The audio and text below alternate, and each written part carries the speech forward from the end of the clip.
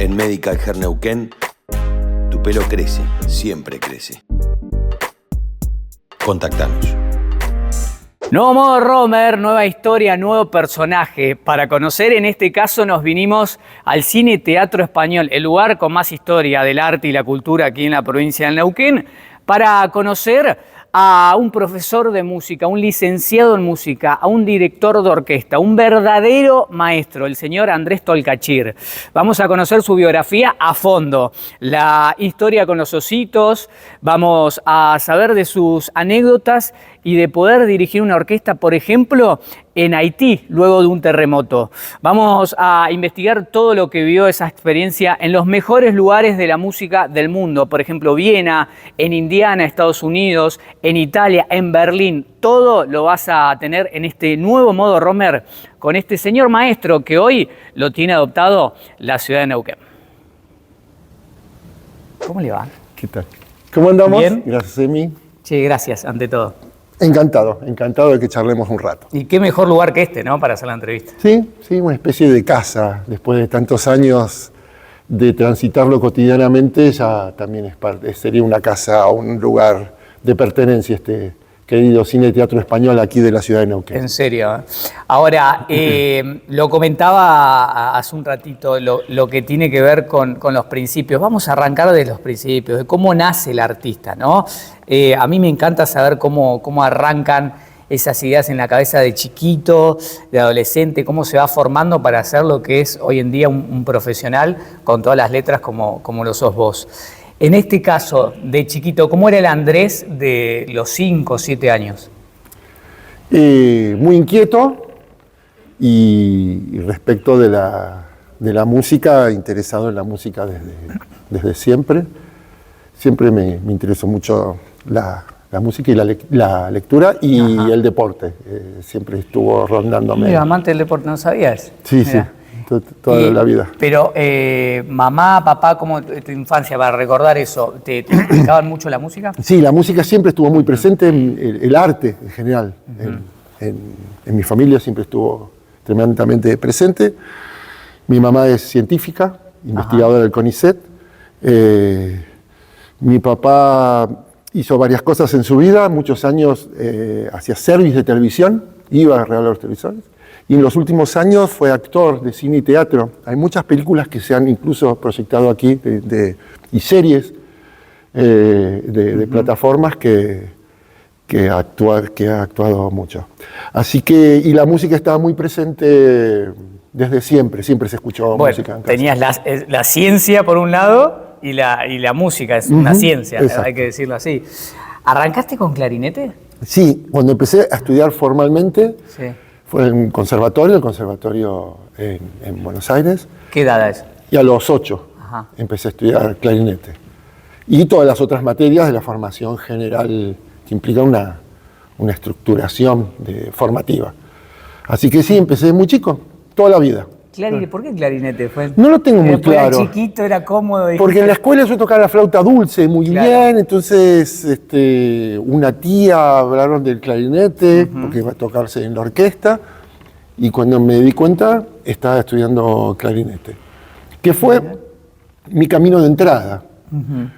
Porque si vemos luego lo que finalmente elegí, que fue ser director de orquesta, hasta descubrir esa profesión, saber que existía y descubrí que era para mí, llevó un largo camino. Pero para ser director de orquesta, más allá de que vos sos profesor, licenciado en música, has estudiado afuera, ¿tenés que saber interpretar y tocar muchos instrumentos? No necesariamente tocarlo. Sí hay que tener una formación en instrumentos para haber corporalmente producido música, para luego poder influenciar en la manera de hacer música que hacen otros, que es lo que es dirigir una orquesta.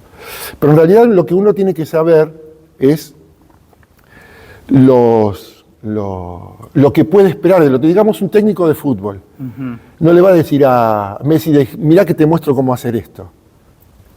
Pero sí le puede decir, mirá, vamos a jugarlo de esta manera, porque de esta manera el resultado vamos a no es que lo va a jugar mejor o va a defender mejor que un... ¿Pero lo relacionás mucho entonces con el fútbol? En algún punto, sí, en ese sentido de que vos lo que tenés que pensar es cuál es el resultado y con el equipo que tenés, de qué manera conseguir lo mejor de cada uno, ¿no? Y transmitirle de qué manera hacer las cosas. No necesariamente vos agarrar la pelota y lo vas a hacer mejor, porque probablemente quienes estén en la cancha efectivamente en ese momento lo pueden hacer mejor que vos. Capaz que en otra vida fuiste director técnico de fútbol. No lo sé. O en la próxima te gustaría hacerlo directamente. No lo sé, tengo mis dudas. Tengo mis dudas. Andrés, te fuiste formando, bueno, te formaste en La Plata, en Buenos Aires. Contame un poco de todo lo que hiciste. ¿Profesorado, licenciado? Sí, primero hice el profesorado nacional de música en el Conservatorio Nacional, en clarinete. Hice el posgrado en dirección orquestal en el Conservatorio Nacional. Después hice 2 licenciaturas en la UCA, en música, en dirección orquestal y dirección coral. Luego me fui al exterior y hice una maestría en Bloomington, en la Universidad de Indiana, en Estados Unidos, que es una universidad muy importante. Señora escuela. Después estudié en Italia, en la Accademia Chichiana, en Siena, en la Toscana. Y luego hice como un último toquecito viviendo en Alemania, en Berlín, donde ya con algunas becas y ya dirigiendo freelance en Europa, también iba a haber ensayo de los grandes directores para verlos en funcionamiento, que fue el último toquecito formativo ya como joven profesional. ¿Esos lugares se elegían o eran los que tocaban? Te pregunto porque, no de ignorante, ¿no? No, porque en Indiana tenés una formación increíble, porque en Italia, en este lugar que fuiste también, en Berlín es una meca de la música también sinfónica. ¿Ves por algo en especial o porque iba tocando por beca también? No. Uno, por ejemplo, la Universidad de Indiana, Estados Unidos, es de las 4 mejores escuelas de música del mundo. Entonces yo hice en su momento una gira de audiciones. Audicioné en 6 universidades, entré en 4, que es una carnicería eso, porque te ponen una orquesta, uno dirigiendo detrás del otro 15 minutos, y de eso depende de tu vida. ¿Qué edad tenías ahí?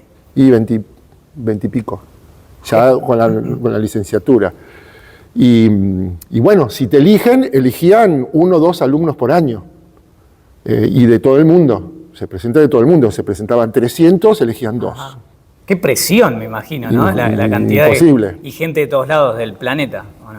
Exactamente, porque si te eligen, te becan, te resuelven todo. Ahora, muchas veces digo también, y hablo hacia la profesión de uno, yo a veces digo que me da más orgullo haber entrado a ciertos lugares que haber ejercido de tal. ¿No te da más, te lo explico en este formato, no te da más orgullo haber entrado, por ejemplo, a esas universidades que haber logrado por ahí otros conciertos? Fue como distintas etapas. Esa etapa fue dura porque además, me acuerdo que fueron primero joven, no tenía un mango, viajando como sea en el Greyhound, que son esos buses, esos micros de Estados Unidos, que viajando, cruzando como se podía. Y eran en 2 semanas o en 3 semanas 6 audiciones distintas con 6 repertorios distintos, porque en cada lado te decían que tenías que dirigir. ¿Y eso dónde vivías? ¿En una...? ¿Cómo era ese Andrés? ¿Era de joguineta caminando por las calles de Estados Unidos? Y ahí era, pero en realidad de ciudad en ciudad, porque había por ahí 1000 kilómetros, 2000 o 3000 kilómetros o 5000 kilómetros entre una audición y la otra, y mientras que viajaba iba estudiando lo que me tocaba el otro día dirigir. ¿Solito? Sí, claro. Mirá.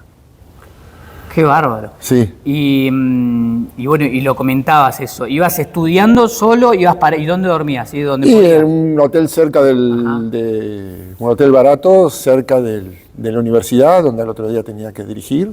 ¿Comiendo lo que podías? Sí. No? Eso. Porque está bueno saber esto, por ahí parecen hasta preguntas tontas, pero escarbar el detrás, ¿viste? Porque uno lo ve arriba del escenario ya formado, ya consagrado, pero la gente quiere saber eso también. A mí me interesa saber cómo era el Andrés ese de 20 y pico que se estuvo caminando, perdón la expresión, se murió de hambre, se cagó de hambre para llegar a audicionar, y hoy lo ves desde atrás y decís, mirá todo lo que hice, ¿no? Mirá, hablando de morirse de hambre, unos años después, gané unas becas, qué sé yo, y me fui a Berlín.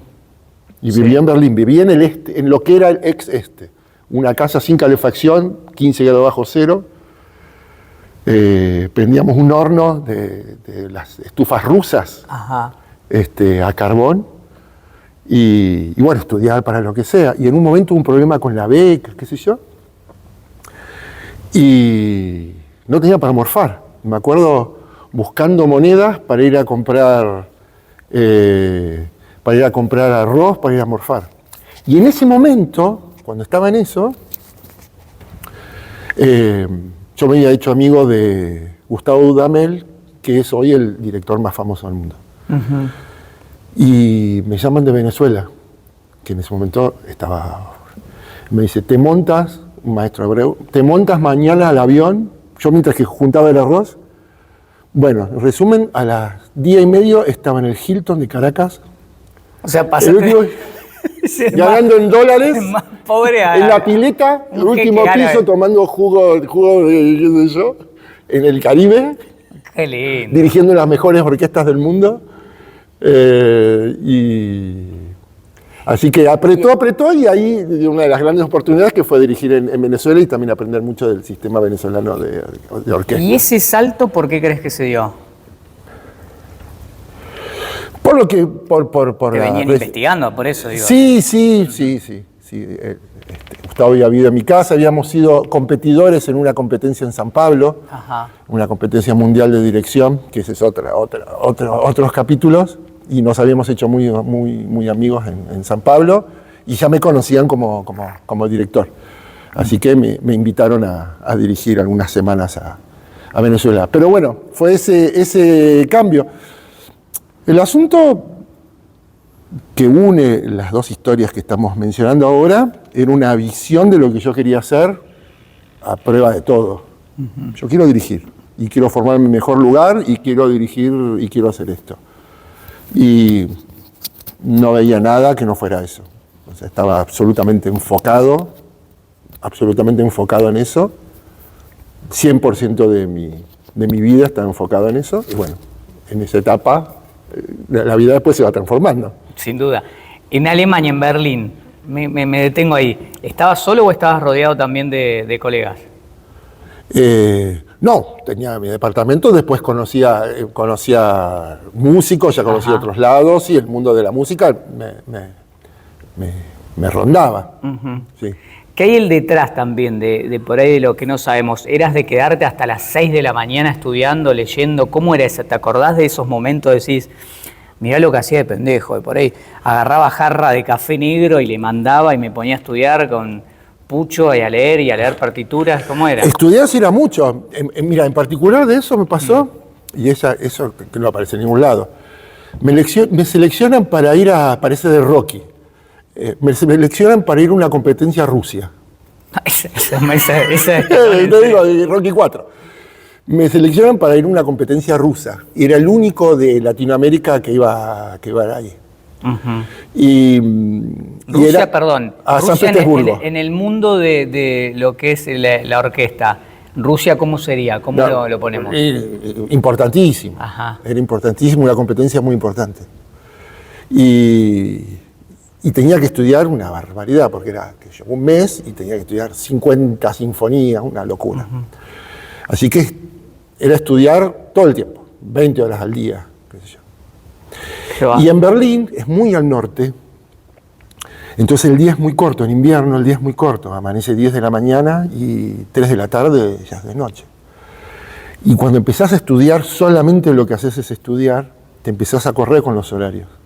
Y en un momento me pasó que empecé a estar de noche, porque estudiaba hasta tarde, me quedaba dormido, cuando despertaba ya era de noche de nuevo, con lo cual te puede deprimir terriblemente. Te mata, pero era foco. Y bueno, y ahí fuimos, ahí estuvimos en San Petersburgo. Ahora, todas estas cosas que contás, es cuando decís, yo soy esto por esto. Obvio. Porque decís foco, foco, en Berlín de noche, no veía el día. Frío. Es como decir, 15 grados bajo cero. son los ítems, vayan a ver mi currículum, son los ítems que me llevó a ser lo que soy hoy, sin duda. Sí. Y en particular cuando te va mal. Porque en Rusia fue un esfuerzo y no me fue bien. Te atendían, te hablaban en ruso. Me pasó algo muy divertido. A los Rocky. ¿Y el inglés lo manejabas bien? Sí, no, el inglés sí. Ya había terminado la maestría. Sí. Eso fue después de la maestría, así que si no lo entras a la universidad. Pero me van a recibir en San Petersburgo, me van a recibir los rusos. Sí. Según lunes. Es como si fuera un torneo de tenis. La final era el sábado, ¿no? Entonces el tipo me va a recibir ahí en San Petersburgo, no sé yo. Dice, ¿hasta cuándo te quedas? Y hasta el domingo, la final es el sábado. Ah, hasta el final. Ja, ja, ja, ja. Como diciendo, ni loco vas a hacer. Me volaron enseguida. Sí, y además te hablan en ruso, ¿no? Muy divertido. Muy divertido. Mirá vos, bueno, pero a veces son derrotas también que te educan y mucho. Me imagino. Más que las victorias. Austria tiene un capítulo importante en tu vida también. Viena. Sí, fue conciertos ahí con la Orquesta de Cámara de Viena en el Konzerthaus. Sí, ahí en Viena. Tocar en Viena, para que entienda la gente, yo también, ¿no? Obviamente. Orquestar en Viena, ¿qué significa para que interprete? Y es la base de la tradición. El teatro mismo, las orquestas de allá, es lo que hemos visto toda la vida, lo que hemos mamado, lo que hemos leído toda la vida. Y no solo el teatro y no solo el hecho de hacer música, sino caminar esas calles y todo lo que ha pasado, lo que a uno se ha dedicado toda la vida. Es muy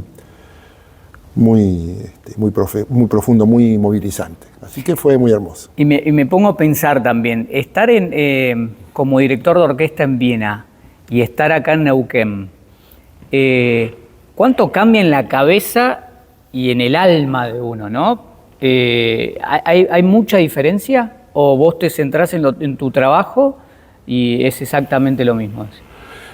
Es lo mismo en el sentido de tratar siempre de hacer la mejor música posible, de siempre interactuar con los profesionales que uno tiene cerca y tratar de tener el mejor resultado. En Viena, aquí en el CCK en Buenos Aires, en el Teatro Colón, y en cada localidad de nuestra provincia que visitamos con la orquesta. Siempre es innegociable la búsqueda de la calidad, la mayor calidad que seamos capaces de realizar, ¿no? ¿De Viena te viniste a la Argentina directamente? No, yo estaba ahí en Berlín, así que viajé a Viena a dirigir, y luego de algunos años de eso, en mi experiencia en Venezuela, hablé con alguien muy importante que se llamaba José Antonio Abreu, que fue un poco el factotum de la música latinoamericana, que me incentivó a volver a la Argentina. Que me sentó y me dijo, bueno, maestro, ¿cuáles son sus planes ahora? Y yo lo quería impresionar, porque es un tipo que ganó el Premio Nobel Alternativo por lo que la gestión social en la música. Y yo traté de impresionar, entonces hablé de Viena, de Berlín, qué sé yo, no se movía un pelo. Y cuando le digo, bueno, y en Buenos Aires tengo tal proyecto, eso me interesa. Porque en Latinoamérica hay mucho para hacer, y tu misión como argentino que se pudo formar afuera es volver a la Argentina y ocuparte de transmitir todo lo aprendido en estos años. Tenés una misión. No tenía ningún poder sobre mí, salvo el ético-moral de que alguien te esté diciendo. Y ahí sí hay una diferencia con Viena. A ver. En Viena, uno lo que puede aspirar, y él me lo hizo ver, el maestro Abreu, es sumarse a una tradición que ya está construida, tratar de ser parte. Cuando en otros espacios, decía él, en Latinoamérica, en Neuquén finalmente fue mi lugar, hay mucho para construir, donde se puede dejar una impronta propia, ¿no? No solamente ser parte y tratar de encontrar un lugarcito dentro de una historia muy fuerte construida, sino un lugar donde, por supuesto, con otros y con una historia previa, obviamente, y con un montón de factores, tratar de construir algo. Y bueno, y ahí fue la decisión de volver a la Argentina, aunque sea por un tiempo. Y bueno, volví a Buenos Aires, armé una compañía de ópera, viajamos por todo el país haciendo ópera, estrenamos en Jujuy un micro, esa fue otra aventura, hicimos 10.000 kilómetros en micro con elencos de ópera, una orquesta y todo arriba de un micro. Fuimos estrenamos en Jujuy, Salta, Rosario, Bahía Blanca, Mendoza, etc. Y en ese momento me proponen hacer esa ópera no con la orquesta en gira, sino con la orquesta de Neuquén. Y el 2006 te radicaste acá. Y en el 2006 me radiqué acá por un ratito, dije. A ver. Bueno, la orquesta más austral del mundo era lo que me había dicho el maestro Abreu. Dirigí en la Patagonia, la orquesta más austral del mundo, la más joven del país. Hermoso. Y ahí tenés hijas neuquinas. Y hoy pasaron 20 años. Claro. Estoy feliz acá. Encontré mi lugar en el mundo personal y profesional. Y acá estamos. Bueno, hicimos un recorrido de lo que es tu trayectoria, tu formación acá en Argentina, afuera, pero quiero ir a momentos épicos de tu carrera. Quiero ir a abrir capítulos de este libro, esta biografía que tiene momentos muy especiales, me imagino, para vos y para otra gente. En este caso me gustaría preguntarte lo que fue el 2010, después del terremoto en Haití y la experiencia de estar orquestando, de brindando tus conocimientos sobre la música ahí nada más y nada menos que en Haití. Sí, fue una aventura. Me llamaron de Naciones Unidas para ir a trabajar con la orquesta de la Escuela de Música de Saint-Trinité en Haití. Y bueno, me llamaron, calculo, y por lo que me decían eso junto con Cancillería Argentina, me envían en misión allá a trabajar, que era por ahí la capacidad musical de trabajar con las orquestas locales, después de todo lo que estaban transitando, y al mismo tiempo que yo me iba a adaptar a lo que, personalmente a lo que sucediese, en términos de comodidad o falta de esta, claro, o lo que sea. Así que estuve algunas semanas allá, y fue muy hermoso. Porque lo que había sucedido, entre otras tantas cosas, con el terremoto es que se había destruido la escuela de música. Mira. Entonces ensayábamos en lo que era la escuela destruida, en los patios. Ajá. Ahí ensayábamos, porque el concierto, entre otros objetivos, tenía el de recaudar fondos para reconstruir la escuela. Claro. Así que trabajamos algunas semanas con las y los jóvenes de las orquestas. ¿Pero te sorprendió el conocimiento sobre la música que tienen ahí en Haití? Uno por ahí no interpreta de este lado del mundo. Sí, son unos músicos fantásticos, ¿no? Así que se podía trabajar muy seriamente con ellos. Y después, poder transmitir algunos conocimientos. Y por otro lado, toda la experiencia que era luego... de estar, me tocó vivir en una escuela. Ajá. Que quedaba vacía a la noche, oscura, y me acuerdo que para llegar allá fue un gran viaje y bueno, que quedaba media fantasmagórica a la noche y bueno, sin agua, sin nada que mucha gente transita cotidianamente, no, pero me refiero que eran situaciones complejas. Muy vulnerables, que te enseñó más como ser humano que como músico, en realidad, como maestro. Tal cual. Tal cual. Cada vez que uno colabora en proyectos así, es mucho más lo que aprende que lo que enseña. Eso es así. Y hablabas de justamente esos proyectos, los que te enseñan. Estuviste también en cárceles. ¿En qué cárcel estuviste? Nosotros fuimos con la Orquesta Sinfónica del Neuquén a tocar en la cárcel de Cenillosa. ¿Cómo surgió eso?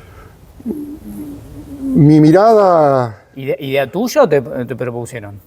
No, idea nuestra y que tuvo su momento para poderse realizar.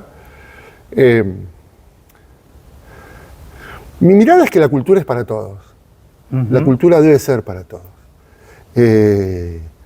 Entonces, también llegar a espacios donde ciudadanos que están privados de su libertad, pero que siguen siendo ciudadanos, tengan acceso a la cultura. Es como una señal, porque no un concierto va a cambiar grandes cosas, pero sí puede dar señales.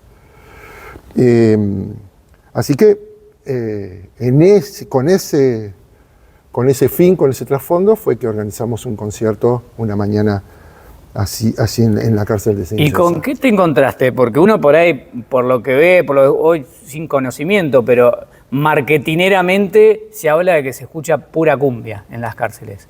¿Con qué te encontraste vos? Normalmente en todos los ámbitos, cuando uno va con una propuesta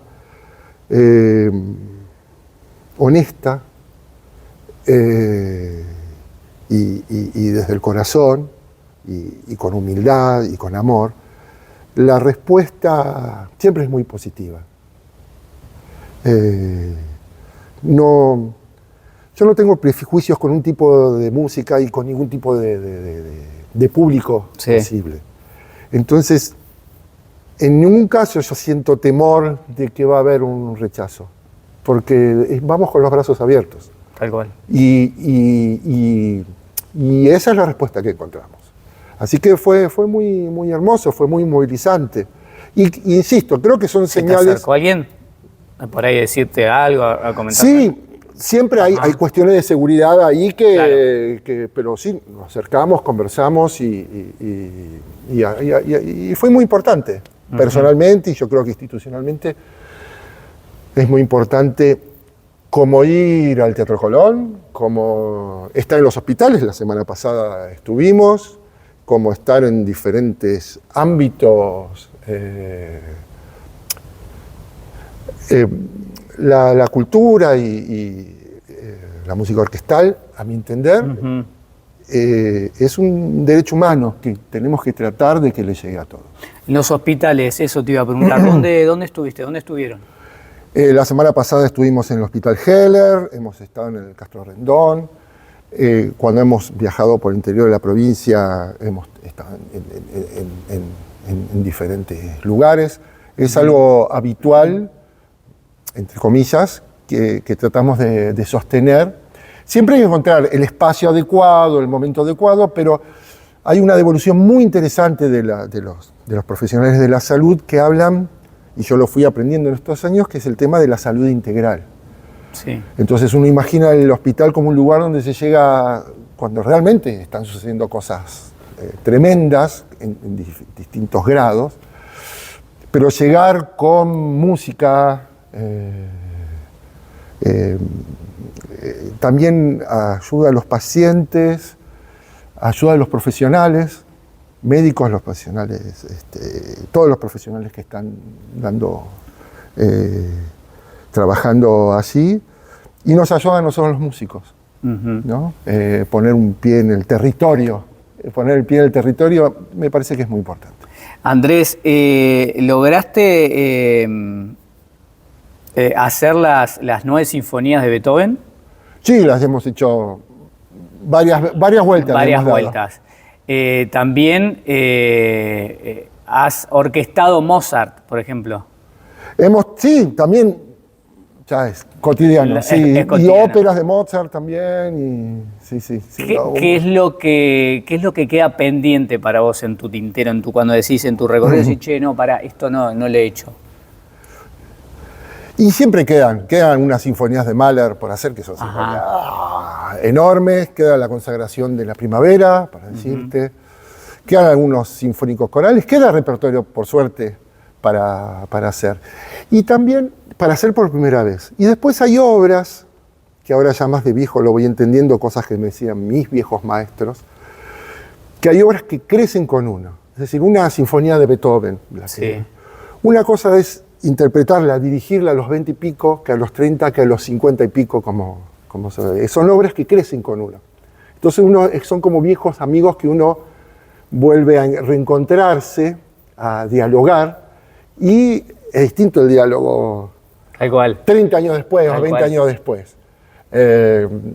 Con mis amigos de adolescentes que hablábamos nuestras cosas adolescentes, a los 50 y pico, che, vos, ¿cómo pensás la jubileta? Y ese tipo de cosas va modificándose. Entonces, con las grandes obras, por un lado, insisto, es tratar de, en lo que me queda de camino, transitar algunas de las obras importantes pendientes, pero por otro lado, seguir dialogando con estas obras que hemos recorrido en estos años y que son viejas amigas con las cuales queremos seguir teniendo una linda relación. Acá en Neuquén has hecho un montón de obras, has logrado un montón de objetivos y has llevado la música a lo más alto aquí en la región. He tenido hasta el placer de verte orquestar música de películas. Eso fue épico también. Te has dado esos gustos también. Sí, primero quiero poner en valor en estos 20 años que llevo en Neuquén el trabajo conjunto con la Fundación Banco Provincia del Neuquén y todo el equipo de músicos y todo el equipo soporte de la Orquesta Sinfónica del Neuquén, que es con quienes hemos construido todo esto. También lo de música de película, que lo hemos hecho en todos lados y que genera unas respuestas hermosísimas. Porque hay un punto muy interesante, sí, si me permitís, que es, en el fondo, sin un equipo de trabajo, un director de orquesta es nada, es un tipo con un palito en la mano. Yo puedo hacer música en tanto en cuanto tenga gente con a quienes conducir o con quienes interactuar para construir algo. Eso es fundamental y es una gran enseñanza para todos nosotros. Por eso la importancia del equipo de músicos y toda la provincia que ha sostenido este trabajo de 20 años.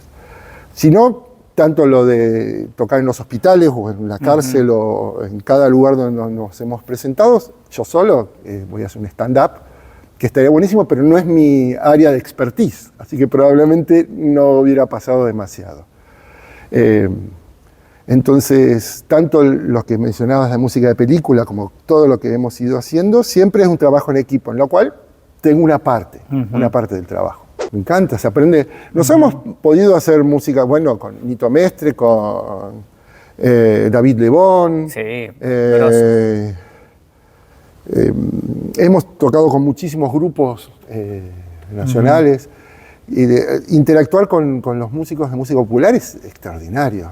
Encantado, no tengo ningún prejuicio, todo lo contrario. Sería un honor y una posibilidad de aprender mucho. Se aprende mucho. Esto me lo dejé para el final. Tiene que ver con tus comienzos, pero quiero conectarlo. ¿Qué significan los ositos de peluche para vos en tu carrera? La gente dirá, ¿cómo los ositos? ¿Qué significan los ositos de peluche para vos? Bueno, es una vieja anécdota en realidad. Cuando estudiaba, era muy jovencito, estudiaba dirección de orquesta. Uno, cuando dirige una orquesta, tiene que conducirse a los músicos que están distribuidos adelante de uno. Y tiene que mirarlos para comunicarles qué es lo que uno pretende musicalmente hablando. Para que esa mirada no sea difusa y poderla practicar en el sentido de su foco, yo ponía ositos por toda la habitación, simulando los diferentes instrumentos, y para marcarles una entrada o algún aspecto musical, miraba los ojos a los ositos para... O sea que gastaste una barbaridad en ositos. Había ositos, así como ves, tenía unos cuantos ositos en mi habitación. Porque músicos, yo sé que hay como 50, 70 y acá. Sí, no tenía tantos ositos, pero tenía algunos que me ayudaban a identificar los lugares donde tenía que marcar cuestiones musicales. ¿Tenés alguno todavía no? Algunos hay que usan mis hijas ya a esta altura. ¿Y quedan para mirá vos? Sí, tengo un Pluto ahí que usan mis hijas. ¿Te gustaría que tus hijas sigan tu camino? ¿Cómo lo charlas con ellas? No necesariamente. Que sigan su camino. No hay ningún tipo de intención. Es que no haya ningún tipo de mandato del camino a hacer. El camino es el que ellas elijan como propio y nosotros vamos a acompañar. Sí, el mandato puede estar en las formas. Si lo voy a hacer, pero metele pata. Ok. Lo que vos quieras, pero vamos de verdad. Claro, acordate que yo estuve en Berlín con 10 grados bajo cero. Eso sería un poco la impronta. ¿Vos querés ser astronauta? Vamos, astronauta. Claro. Yo te apoyo. Pero Alcohol. Vamos. Y ese es el mensaje que quiero que analices. Cuando hablamos del osito en tus comienzos, cuando hablamos del clarinete, hasta lo que sos hoy en día, que hay un montón de recorrido que has hecho.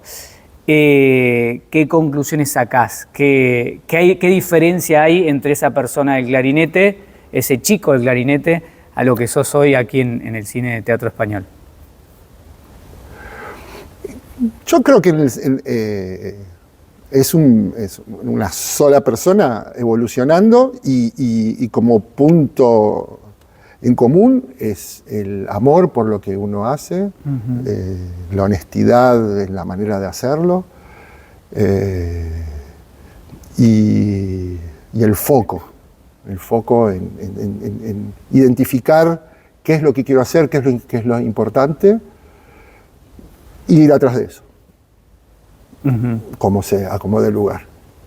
Y esa ha sido un poco la impronta familiar y la impronta personal. Que puede ser desde el proyecto propio, en su momento, a proyecto comunitario, como es una orquesta, que somos un montón y somos una comunidad que sostiene la orquesta, una provincia que sostiene una orquesta. Así que eso no es solamente los anhelos propios, ni mucho menos, pero sí el no imaginar límites, no imaginar, hablábamos mis hijas, astronauta, jamás voy a decir, no, pero mirá que eso es difícil, andá haciendo otra cosa más segura porque eso es difícil. Eso sí no existe como posibilidad. ¿Vos querés hacer eso? Vamos. ¿No crees que es un don lo que tuviste vos? No, porque yo te veo como un maestro realmente con muchísimo respeto. ¿No crees que es un don, que lo trabajaste para tener este don? Porque terminó. Es laburo, elaborado como un don lo tuyo. Es laburo. Es laburo. Es cabeza, es foco, es amor por lo que se hace y meterlo para adelante. Y ositos, muchos ositos. Muchos ositos. E insisto, no hay atajos y no ponerse límites de esto, no, esto es difícil, que a veces se comunica, ¿te imaginas? Músico, te vas a morir de hambre.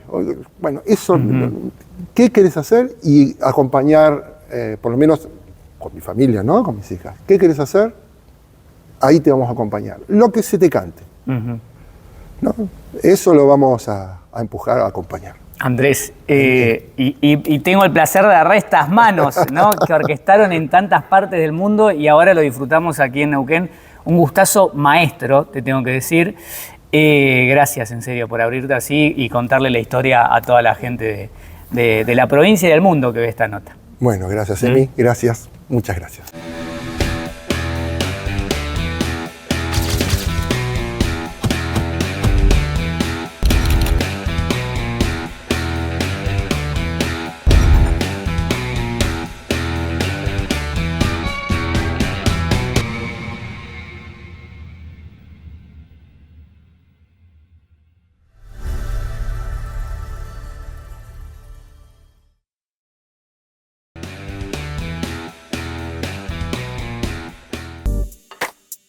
En Medical Hair Neuquén, tu pelo crece, siempre crece.